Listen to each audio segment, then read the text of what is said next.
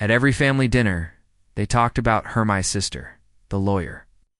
They clapped for her promotions, toasted to her victories, and made sure her name echoed through every conversation. And me, I was just running a little business. Laughed, they dismissed, they compared. But what they didn't know was that the little business they mocked would one day make headlines when they finally saw it. The silence said more than their words ever did. I can still hear the faint clatter of silverware and the hollow laughs from that Christmas dinner.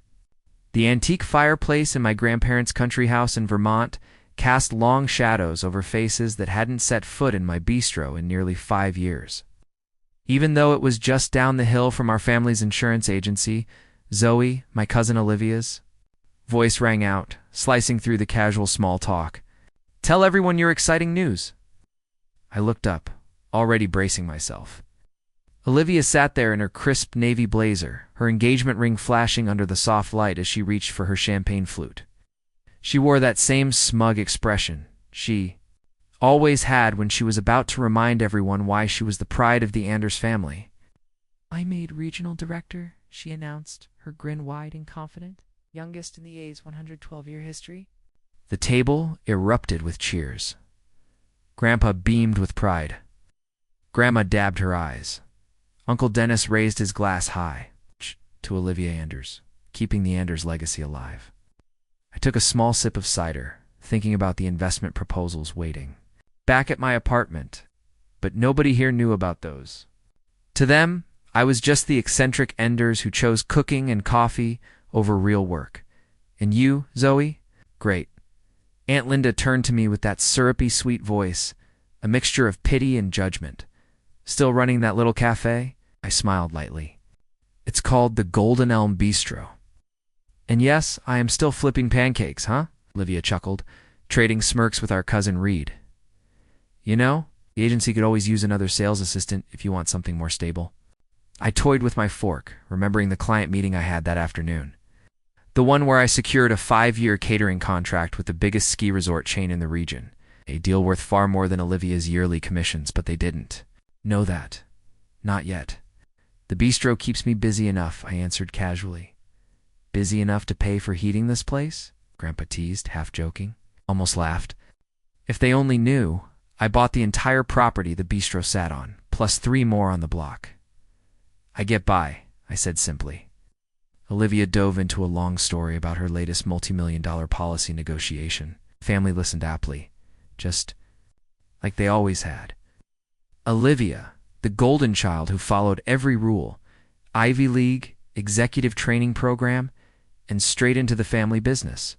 And me, I was the disappointment who chose culinary school at 22 and turned a rundown old tavern into a booming destination that now made more in a quarter than their entire agency did in a year.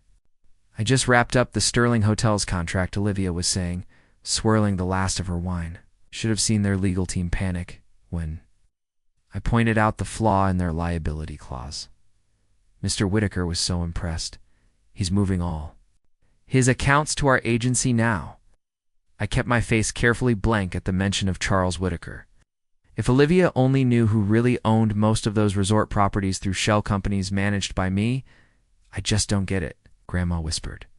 Later, trapping me by the sink while I dried dishes. "You're sharp, Zoe. You could have had everything Olivia has. It's the job, the reputation, the respect. Why waste your talents on a little diner?" I polished a heavy serving plate, thinking about my 9 a.m. conference call with the bank managers from 2 different states. "Not everyone dreams of insurance, Grandma," I said calmly. "But you're capable of so much more," she insisted. "Look at Olivia, the custom suits, the new Lexus, that gorgeous penthouse condo.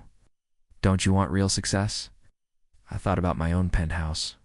The one I closed on last month under my investment firm's name. Top floor, better views, paid in full. "I'm happy with my choices," I said simply. Grandma sighed, frustration etched across her features. "I just worry about your future," she said. "The restaurant business is so risky. What if you want a family someday? How will you support them?" I almost laughed, thinking about my growing real estate empire, my silent partnerships, my diversified stock portfolio. The bistro had only been step one, a door into an entirely different world. Later that evening, as the family bundled up to leave, Olivia pulled me aside by the old oak coat rack. "Hey, I meant it about the agency," she said, resting a manicured hand on my arm. "Uncle Dennis would set you up in underwriting. You could work your way up fast." "Thanks," I said lightly, shrugging her off. "But I'm exactly where I want to be." Olivia's smile faltered. "Zoe, seriously, you can't run a breakfast place forever. Don't you want to be someone?" Oh, if she only knew I was someone already, bigger than any of them had even dreamed. Tomorrow would prove it. I glanced at my watch. "Got to go. Early day tomorrow." "Right," she said, smirking. "Those waffles won't flip themselves."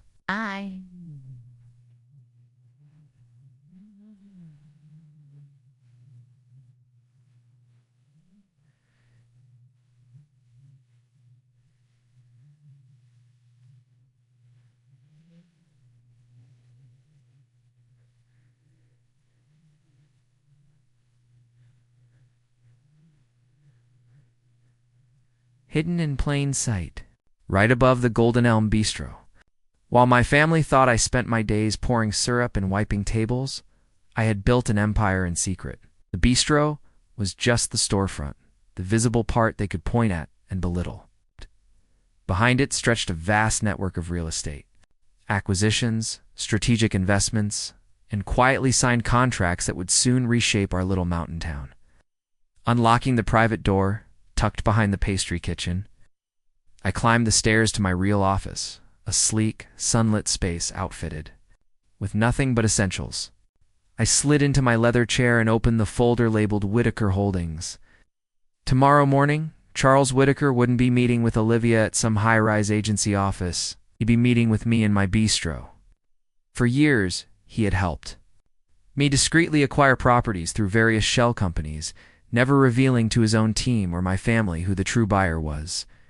I pulled out the final contract, the one consolidating all my holdings into a single entity, Anders Ridge Management. The name that held just enough family irony to make me smirk. My phone buzzed. A message from Oja. Dinner was fun. "FYI, Mr. Whitaker might pop into your cafe tomorrow. Don't mess it up. He's very important to the agency." Set the phone down. Without answering, my smile widening. More would be unforgettable. The paperwork was simple. All the companies I'd created over the past 5 years would merge under Andrews Ridge. The transfer would make me the largest landowner between Montpelier and Burlington. All well, without ever stepping into a courtroom. Nice. As I double-checked the final signatures, I thought about Olivia's cocky grin at dinner, Grandma's worried whispers, Uncle Dennis's patronizing jokes. They had no idea. While they had chased titles and nameplates, I'd been buying the very ground beneath them. Tomorrow morning, everything would change. I arrived at the Golden Elm Bistro before sunrise. Ellie, my manager, was already prepping the coffee bar. "The meeting room's ready," she said, handing me a cup. Though honestly, why does some big shot want to meet here instead of a proper office? I just smiled, sipping my coffee. Sometimes the biggest deals happen where no one's looking. At exactly 900 a.m., Charles Whitaker pushed open the glass door. Despite being one of New England's most powerful developers, he wore simple jeans and a navy sweater. That's what I liked about Charles. No flashy show, just results. "Morning, Miss Anders," he greeted warmly, then a little louder. "Could I get a cappuccino?" I grinned, slipping behind the counter. It was a game we knew well. Me, the cheerful small business owner, and him, the casual customer. Nobody had any idea we were about to sign a deal worth tens of millions, right over coffee. As I fled the milk, the front door chimed again. I glanced up to see Olivia striding in, leather briefcase in hand, her heels clicking against the wood. "Floor, Mr. Whitaker," she called out, clearly startled to find him here. "I wasn't expecting to see you this early." Charles accepted his cappuccino from me, with a nod and a warm smile. "Ah, Mr. Zanders, your cousin makes the best coffee in town. Would you care to join our meeting?" Olivia hesitated, eyes darting between. "Us? Meeting?" "Yes," he said smoothly. Regarding the Ridge Valley Development Project, he gestured to the private meeting room at the back. "Shall we?" I could see Olivia's mind spinning. trying to figure out why her most important client was having a meeting inside her cousin's little breakfast place. Still, she followed us, her curiosity outweighing her skepticism. The room was cozy, but professional. Sturdy oak table, comfortable chairs, soft ambient lighting. Only the small security camera tucked into the corner hinted that something bigger was about to happen. "I'll need another witness," Charles said, pulling a thick folder from his briefcase. "Perhaps your cousin could assist." Olivia's polished composure cracked for a split second. Doughy. "Oh no, she just runs the cafe. She doesn't need to get involved in legal matters." Shh. Charles raised an eyebrow. "On the contrary, she's essential too." This meeting sat confidently at the head of the table, savoring the confusion flickering across Olivia's face. "Actually, Olivia, you're the one who doesn't need to be here. But since you are, you might as well witness something interesting." At that moment, the front door chimed again. Grandpa and Uncle Dennis entered, spotting Olivia and drifting toward the back. "What's going on here?" Grandpa asked sharply, frowning. "Why is Mr. Whitaker meeting you in a cafe?" Before Olivia could answer, Charles stepped forward smoothly. "Actually, I invited everyone here. It seemed fitting to finalize these papers where it all began." "Where what began?" Olivia demanded. I opened my laptop and projected the presentation onto the mounted screen. The title slide glowed brightly. Anders Ridge Management Consolidation. Underneath, a detailed map of the downtown area lit up. Tire. Blocks highlighted. Dozens of properties falling under one name. "Anders Ridge Management," Grandpa murmured, his voice thin. "My company," I said calmly. "Might recognize a few subsidiaries too.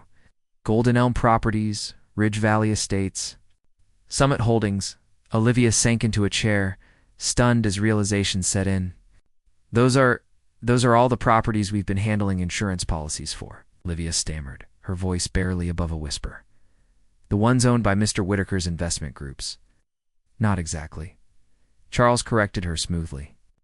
"Those properties belong to your cousin. I've merely helped her acquire them quietly over the years." "That's impossible," Grandpa sputtered, his face wreathing. "Zoe runs a cafe. She couldn't possibly." Pulled out my own thick folder and laid it neatly on the table. "The bistro was only the beginning," I said calmly. "When I bought this building 5 years ago, I saw an opportunity. Main Street was undervalued, scattered. Nobody was looking at the big picture. While you were busy mocking my little breakfast place," I continued, "I was meeting investors, studying property values, and stitching together the largest privately held real estate network this town has ever seen." Olivia yanked the contract toward her, her polished fingers flipping through page after page. Her expression shifted. Disbelief, confusion, and finally awe. "This is worth," she swallowed hard, "this is worth hundreds of millions. You own half of Ridge Valley." "More than half," Charles added with a chuckle. "Your cousin has a knack for spotting potential where others only see problems. Rather like buying a crumbling tavern and turning it into the foundation of an empire." Grandpa slumped into a chair, looking pale. "Why didn't you tell us? Would you have believed me?" I asked quietly. "You were too busy assuming I was wasting my life flipping pancakes. It was easier to let you think that while I built something on my own terms." "But you wear an apron," Olivia stammered, still trying to connect the dots. "Yep," I smiled thinly. "I wear a lot of things. Sometimes an apron, sometimes a business suit. The difference is I never needed anyone else's approval to know my own worth." Charles pulled out a pen, placing it ceremoniously atop the final contract. "Shall we make it official? Signed first, bold and certain." Charles followed, did it with a flourish. And just like that, Anders Ridge Management officially became the largest consolidated property owner in Ridge Valley. "Congratulations," Charles said, shaking my hand. "Though I'll miss our investment meetings disguised as casual coffee chats." "The bistro is still here," I laughed softly. "Though I might need to add a second floor once all the newly curious clients start coming by." Later that night, after the family had dispersed to lick their wounds, I sat alone in my office above the Golden Elm. The winter lights twinkled over the quiet streets below.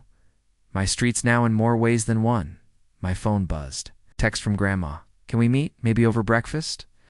I looked out over my thriving cafe and smiled. One plate, one cup, one deal at a time.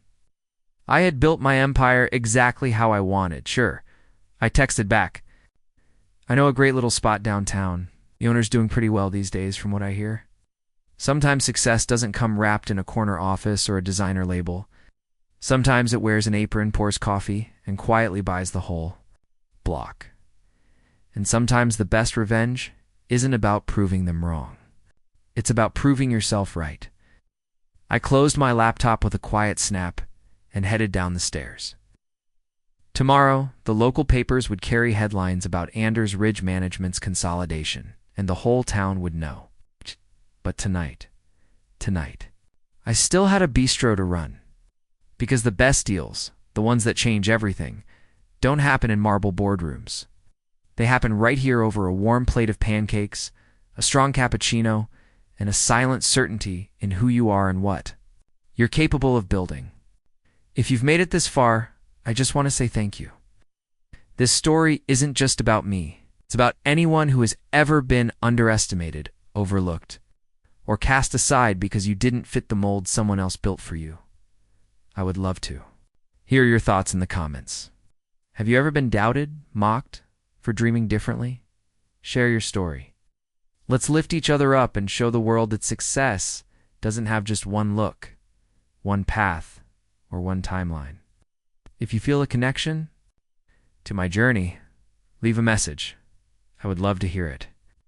Your voice matters more than you think. And if there's one piece of advice I can leave you with, it's this. Don't waste your energy trying to prove your worth to people who refuse to see it.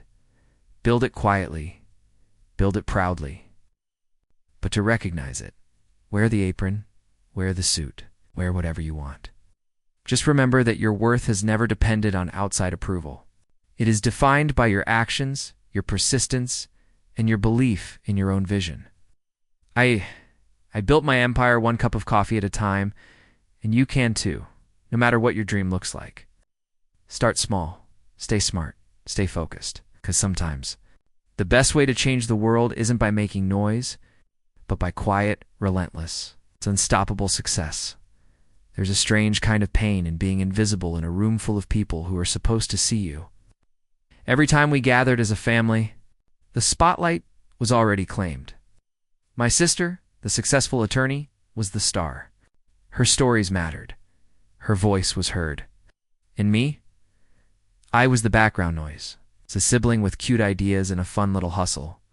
They smiled politely when I spoke, but their eyes told the truth. They didn't take me seriously. I remember launching my small business with nothing but savings, late nights, and pure determination. I poured my soul into it, while they poured praise into her LinkedIn profile. I'd sit through dinners where my growth was a joke, and every achievement I reached was met with, "That's nice, but when are you going to get a real job?" I swallowed every slight, every smirk, every backhanded compliment until one day I stopped needing their validation altogether because I was building something real. It wasn't overnight. There were months I nearly gave up. Days I cried in silence. Orders that fell through. Bills that scared me. But I kept going. I grew from my garage to a storefront. From 5 orders to 500. From an idea to a brand.